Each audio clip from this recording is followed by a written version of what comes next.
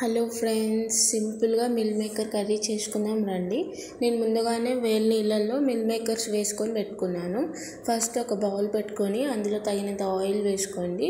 అందులోనే ముందుగా కట్ చేసి పెట్టుకున్న ఆనియన్స్ వేసుకొని మంచిగా ఫ్రై చేసుకోండి. ఆయిల్లో ఆనియన్స్ అన్నీ దగ్గరగా అయిపోయే వాడికి మంచిగా ఉడికేంత వరకు ఫ్రై చేసుకోండి.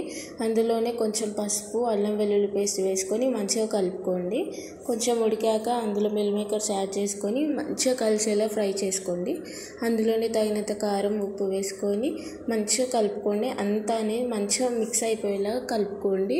అందులో కొంచెం కరివేపాకు వేసుకొని మంచిగా కలుపుతూనే ఉండండి. అడుగంటకుండా కలుపుతూనే ఉండాలి. ఒక 5 minutes మూత పెట్టి ఉడకబెట్టండి. మంచిగా ఇలా మధ్య మధ్యలో కలుపుతూ ఉండండి. అడుగంటకుండా మంచిగా ఫ్రై అవుతుంది.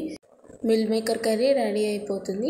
మంచిగా అన్నంలో వేసుకొని తింటే మంచిగా ఒక చికెన్, ఎగ్ కర్రీ తిన్న ఫీలింగ్ వస్తుంది.